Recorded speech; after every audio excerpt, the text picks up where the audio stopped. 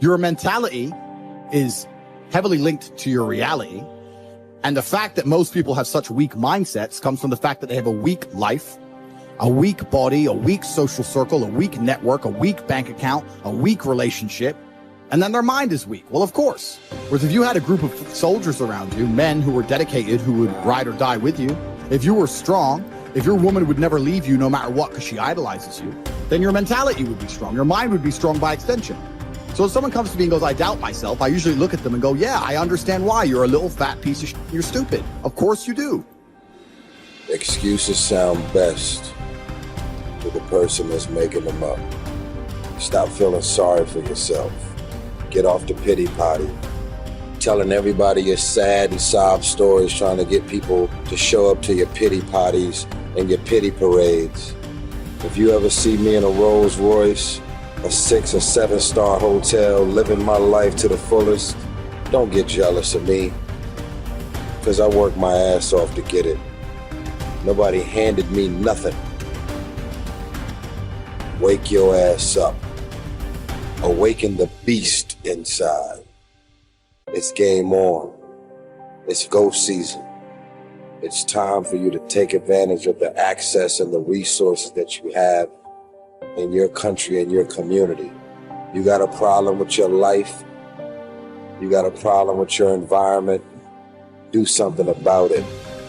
If you want it, go get it. Every man understands you shouldn't be complaining about things you cannot change. You have to play the cards you're dealt. To be born a certain height and then to sit there and go, what do I do? I'll tell you what you do. You become the best version of yourself, just like everyone else does. Nothing about the height is in and of itself enough value for me to be a valuable man. As a man, you build your value. You are born with the cards you're dealt. Sure, it'd be ideal. Look, I'd love to be 7 foot tall. I'm not. So it's the same argument. If you're 5'2", you need to become rich, strong, and funny, and charismatic, and interesting, and witty. If you're 6'4", you need to become rich, strong, well-connected. It's the same game. So to sit there and complain about it is asinine. Excuses are for weak people. If you're going to make it happen, get your ass up and get to work. No more excuses. No more, I'll start tomorrow. No more, just this once. No more accepting the shortfalls of my own will. No more taking the easy road. No more waiting for the perfect moment. And no more indecision and no more lies. No more weakness. Now is the time for strength. And through strength and through will and through unwavering discipline, I will become who I want to be. If you don't execute, you're not just cheating yourself, dude. You're cheating your family. You're cheating your employees. You're cheating your team. Whatever you're a part of, it's bigger than you, man. Many of you have given control of your life to your feelings. You got to take back control right now. You must harden your fucking mind. You got to discipline yourself. When it's time to rise, you fucking rise. When it's time to work, you fucking work. You have to just work. At some point you have to bite the bullet and just work. Working harder is never going to not help. No matter what scenario you're in, working harder is never going to not help you. And it's amazing that I give different versions of the same answer for 99% of the questions I'm asked. Work harder. If you have a problem, whether you're broke, whether you're out of shape, whether your friend dies, whether your girl leaves you, whether you're depressed, whatever it is, working harder is almost always the answer. So you know what you need to do.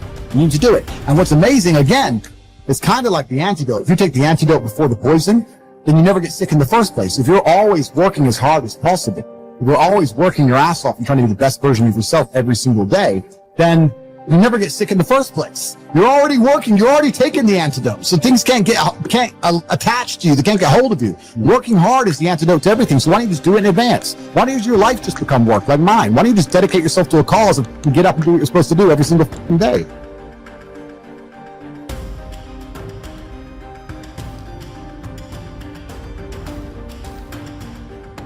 I want to talk to you today because I hope that of all the talks that happen here, you forget about me, but that this changes your life. And I want to remind you of something as I begin today, that you were born to do something great with your life, that you're extraordinary. Listen to me, that you're enough, that you're special, that you're favored, that you're chosen, regardless of where you come from, regardless of what you've been carrying with you. Some of you come in here today, and you know what?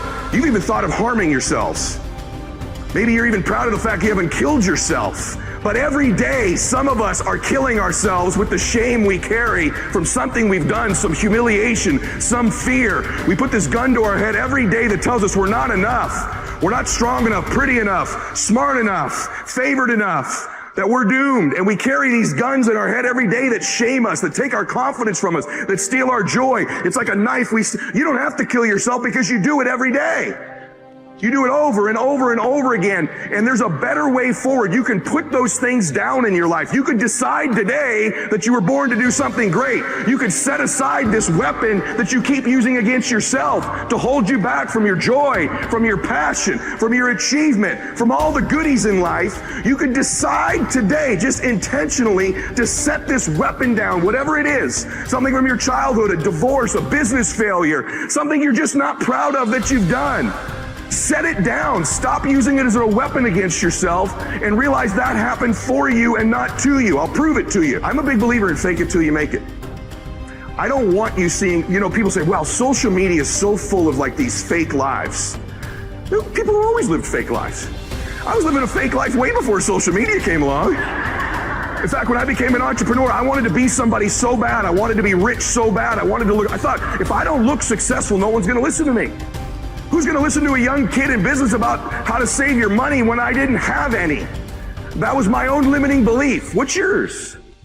You have this kind of convoluted limiting belief about why you can't do something right now that's your own BS story you keep telling yourself. How about you just drop that story? How about you just decide it's a lie, even if it is true? I'm not going to just teach you not to tap into your pain. I'm going to teach you how to do it. Okay, I teach people how to change things technically, but I believe in this concept of living blissfully dissatisfied, which means there's a way. Most achievers have it backwards. They think, hey, if I enjoy my success, I'm going to lose all my drive, right? And then other people that aren't successful yet, haven't reached what they want, or they delay their bliss until a destination in the future. Once I get this relationship, once I make that money, once I get that car, once I have that home, then I'll let myself feel bliss. And so I teach you that the concept is you can live blissfully and still be dissatisfied. Your pathway to changing how you feel about yourself, of getting to the next level, is always giving, always giving, always giving. I have this thing I kind of run my life through that kind of is my governor on my life of when I'm trying to give and when I'm trying to make a difference for people. And I just have this hallucination. I am a Christian, and so I believe that someday when I die, there's an accounting. I don't care if you. I'm actually one of these very interesting people that I believe in the quantum field and energy because I know it exists, and I believe my Lord and Savior created it.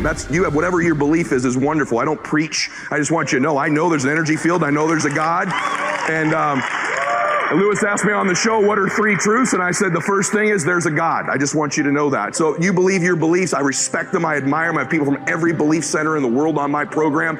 But I just want to say to you, this is my prism I live my life through. It governs my decision making. And I make mistakes all the time. One of the cool things about being a Christian is I'm saved by the grace of God because I know I'm going to sin. That's one of the cool things about my particular faith. But the point that I want to make, because I sin all the time. I make mistakes all the time. I've already used profanity, I think, 4 times in this talk. So I know for sure I've messed some mistakes. But let me tell you how I govern my life. I believe at the end of my life there's an accounting. And I'm going to sit in front of my Lord and I want him to say, well done, good and faithful servant. But having said that, no matter what your beliefs are, I think that I actually get to meet somebody interesting. Maybe you don't believe in anything faith-based, but I bet you believe there's a recording going on in your life. Someone's paying attention. Someone's going to tell the story of your life. Maybe your great-granddaughter will carry the legacy of your life and what you've done, but someone's paying attention to what you're doing here. You've always had that sense. You've always known your life mattered. You've always known since you were a little girl that there's something special you're supposed to be doing. And that anxiety, that fear you have is maybe you're not doing it. In life, our first job is this: to divide and distinguish things into 2 categories. Externals I cannot control, but the choice I make with regard to them I do control. Where will I find good and bad? In me, in my choices. Negative visualization, in other words, teaches us to embrace whatever life we happen to be living and to extract every bit of delight we can from it. But it simultaneously teaches us to prepare ourselves for changes that will deprive us of the things that delight us. It teaches us, in other words, to enjoy what we have without clinging to it. Over the years, I have come to realize that the greatest trap in our life is not success, popularity, or power, but self-rejection. Success, popularity, and power can indeed present a great temptation, but their seductive quality often comes from the way they are part of the much larger temptation to self-rejection. When we have come to believe in the voices that call us worthless and unlovable, then success, popularity, and power are easily perceived as attractive solutions. The real trap, however, is self-rejection. As soon as someone accuses me or criticizes me, as soon as I'm rejected, left alone, or abandoned, I find myself thinking, well, that proves once again that I'm a nobody. My dark side says, I am no good. I deserve to be pushed aside, forgotten, rejected, and abandoned. Self-rejection is the greatest enemy of the spiritual life because it contradicts the sacred voice that calls us the beloved. Being the beloved constitutes the core truth of our existence. Life is neither a glorious highlight reel nor a monstrous tragedy. Every day is a good day to live and a good day to die. Every day is also an apt time to learn and express joy and love for the entire natural world. Each day is an apt time to make contact with other people and express empathy for the entire world. Each day is perfect to accept with indifference all aspects of being. Persuade me or prove to me that I'm mistaken in thought or deed, and I will gladly change. For it is the truth I seek, and the truth never harmed anyone. Harm comes from persisting in error and clinging to ignorance. Let us too overcome all things, with our reward consisting not in any wreath or garland, not in trumpet, calls for silence, for ceremonial proclamation of our name, but in moral worth, in strength of spirit, in a peace that is won forever, once in any contest fortune has been utterly defeated. How is it that discipline and the straight and narrow offer the best chance for a good life? And how is it that we have forgotten that is the case? Well, the reason that discipline is necessary is because you're a mass of competing short-term interests. And so the question is then, well, which short-term interest should win out? And the answer to that is, well, none of them. They need to be organized into a hierarchy that makes them functional across time and across individuals. So like a 2-year-old is very likely to act out his or her proximal impulse. But of course, a 2-year-old can't survive in the world. You have to bring your primary instincts, let's say, under the regulatory structure of a higher order value system that allows them to manifest themselves without undue mutual sacrifice across large spans of time in the presence of large numbers of other people.